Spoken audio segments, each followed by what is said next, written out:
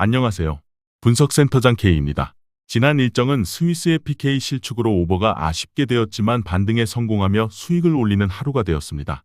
라운드를 거듭할수록 다양한 이슈가 생기는 만큼 놓치지 않고 신중히 정보 수집을 했습니다.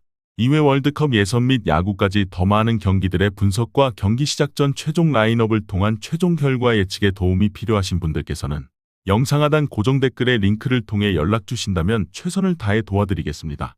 금일 경기는 프로토 124회차 네이션스리그 독일과 네덜란드의 매치입니다.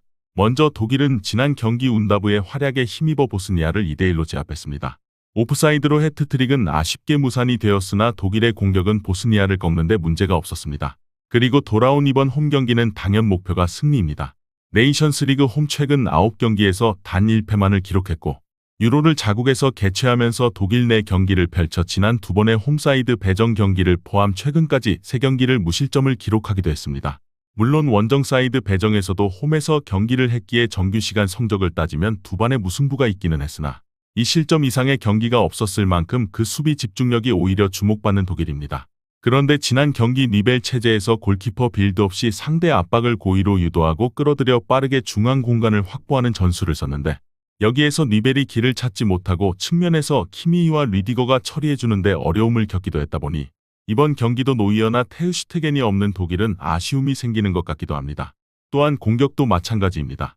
무시알라와 하베르츠가 없어지니 비르츠도 굉장히 활동 범위가 넓어지며 부담이 되는 플레이를 할 수밖에 없었고 현재 화면상에는 크로스를 더 위쪽으로 올리기까지 했는데 확실히 결장자들의 존재감이 그리워지는 것도 부정할 수 없는 것 같습니다. 다만 여전히 비르츠의 반대편 공간을 보는 크로스나 중앙에서 티키타카는 독일의 강점을 살려주고 있고 필크루크가 아니라도 운다브의 위치 선정과 득점에는 이미 증명을 했다 봐야 하기에 이번 홈에서의 경기도 독일은 네덜란드와의 원정 2대2 당시의 결과만큼이나 공격에서 자신감을 보여야 할 것입니다. 그럼에도 지난 경기처럼 클라인디에스트의 톱기용이 나온다면 이는 실패라고 봐야 했다 보니 재고해야 할 것이며 개인적으로도 지금 현재 화면상의 스쿼드가 독일의 최선이라 판단됩니다. 반대로 네덜란드는 지난 헝가리와의 원정에서 판다이크의 퇴장으로 더 1대0의 경기가 난항을 겪을 법했으나 세트피스 한 번에서 만든 둠프리스의 헤더가 1대1 무승부를 만들며 헝가리에게 승리를 헌납하지 않았습니다. 그리고 그 여파로 인해 이번 경기 판다이크를 징계로 잃게 되는 네덜란드입니다. 아케에 이어서 판다이크까지 없다 보니 수비 체제는 많이 바뀐다고 체감되지는 않을 만큼 전력은 충분합니다. 판더벤의 풀백 기용은 토트넘에서 그 속도와 피지컬을 증명했다 보니 대체하기 부족함이 없고 베테랑 더블A가 있다 보니 더리우트만 제대로 해준다면 문제가 크지는 않아 보입니다. 하지만 판다이크의 주장으로서 그 품격과 경기 중 선수들을 독려하고 끌어올리는 시너지가 사라지는 것이 걱정일 수 있는데 다행히 네덜란드는 판다이크가 결장한 최근 11경기에서 8승 2무 1패로 성적이 충분히 좋았습니다. 네이션스리그에서도 원정 7경기 4승 3무로 최근 진 적이 없다 보니 네덜란드 스스로 위축되는 경기가 되지는 않을 것이라 생각되기도 합니다.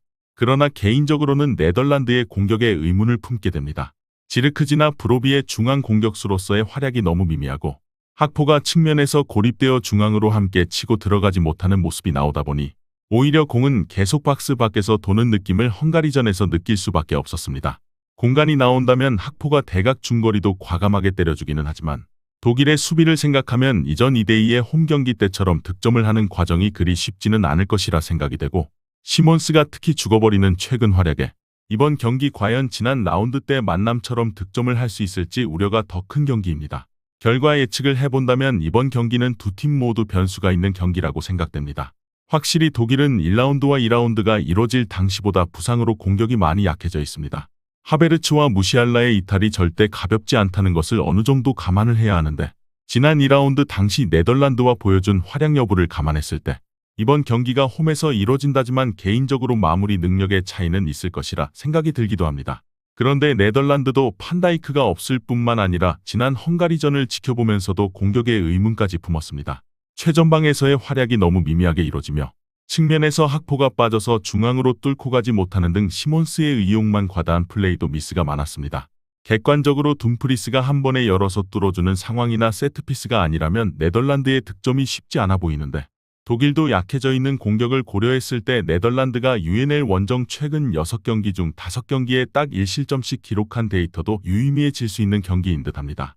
만일 이번 경기 기준점이 3.5점으로 책정된다면 더 좋겠지만 홈 3경기 연속 클린시트를 유로 때부터 이어오고 있는 독일이기에 2.5점이라도 언더로 도전하게 되며 서브 배팅을 오히려 독일의 승리로 노리게 되는 경기가 될 것입니다.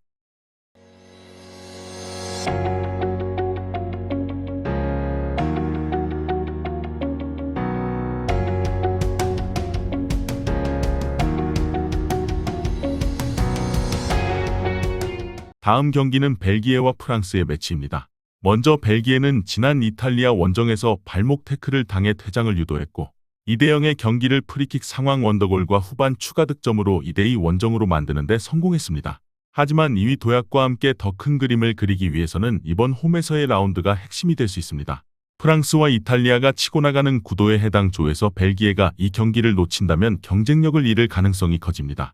그런데 벨기에는 피파 랭킹 10위 내 국가를 상대로 최근 1승 1무이패로 승률이 저조하고 지난 프랑스 원정이 해당 성적에 포함되어 있다 보니 이번 경기에서도 홈에서 경기를 하지만 쉽지 않은 싸움이 될 것 같습니다.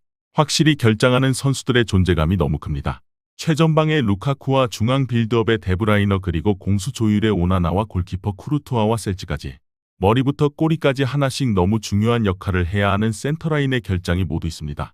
다른 라인은 그렇다 치더라도 루카쿠의 대체로 오펜다가 나오는데 대체가 안 되고 있습니다. 데브라이너의 공백은 토르사르가 충분히 잘 메워줬다고 평가할 수 있었던 지난 경기였는데 오펜다는 대표팀에서의 활약은 너무 미미했고 지난 경기도 아쉬움은 분명히 있었습니다. 여기에 수비까지 파스의 불안함이 계속 이어지고 있고 지난 경기도 실점 상황에 최초로 뚫린 장본인이자 소심한 압박에 개인적으로 계속 눈살을 찌푸리게 만드는 것 같습니다. 이번 경기도 화면처럼 백스리 전술을 가져갈 것으로 예상되는 벨기에이다만 이렇게 되었을 때 공격은 도쿠가 테오를 아이솔레이션으로 뚫어내는 것이 더욱 힘들어질 수 있고 벨기에가 피지컬에서 프랑스의 굉장히 까다로운 경기를 하다 득점이 쉽게 나지 않을 가능성이 높아진다고 보여집니다. 반대로 프랑스는 음바페가 소집되지 않은 이번 A매치 기간이다 보니 많은 변화를 감안해야 합니다. 그리즈만까지 대표팀 은퇴를 선언했다 보니 공격체제 자체가 완전히 바뀌어지는데 지난 경기에서는 올리세의 중앙 미드필더 기용을 했다가 나름 실패했다고 봐야 했습니다. 그리고 이번 경기는 다시 윙어로 빠지게 되거나 벤치에 앉을 수 있습니다. 프랑스의 이번 경기 핵심이라고 한다면 윙어로 어떤 기용이 나오냐인데 덴벨레와 바르콜라 그리고 올리세의 옵션에서 선택을 해야 하고 그나마 현지 유력 매체들은 일제히 덴벨레의 벤치 출발을 예상하고 있습니다.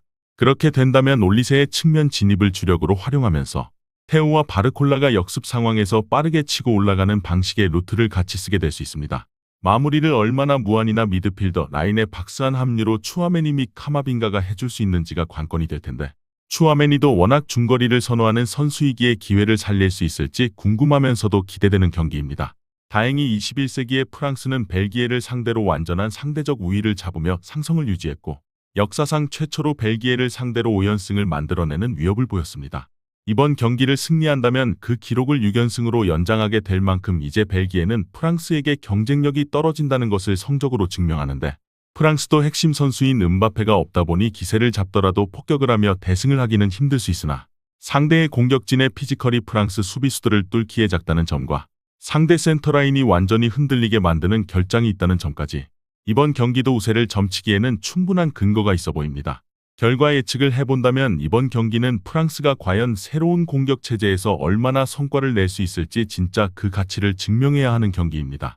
벨기에도 정상 스쿼드라고 볼 수 없고 이미 홈에서 꺾었기에 자신감은 있겠으나 적어도 벨기에 또한 홈에서 그 기세를 무시할 수 없다 보니 이번 경기는 프랑스가 쉽지만은 않을 것이라 볼 수 있습니다. 특히 윙어 기용에 따라 상황이 많이 달라집니다. 바르콜라와 덴벨레를 쓴다면 PSG 듀오가 보여주는 운영이 클럽에서와 다르지 않겠으나 지난 올리세의 출전을 중앙 미드필더로 썼지만 실패했던 것을 측면으로 옮겨준다면 오히려 공격 템포를 빠르게 가져가며 올리지 않아도 발기술로 제쳐내고 중앙 연결이 가능하다고 생각합니다. 현재 해외에서도 올리세와 무안이를 쓰고 덴벨레 벤치 출발을 대부분 예상하고 있고 이렇게 되었을 때 반대편 테오의 전진 등 공격 가세에 박스한 찬스는 충분히 날 수 있다고 보여집니다. 또한 벨기에의 수비가 파스를 중심으로 엄성함을 계속 저는 강조하고 있고 이번 경기도 아쉽지만 벨기에가 프랑스를 꺾는 것은 쉽지 않을 것이라 보여집니다. 따라서 이번 경기는 프랑스의 승리를 주력으로 고려하면서 서브로는 한 점차 승리를 고려해 1핸디물을 고배당 조합에 노려보게 될 것입니다.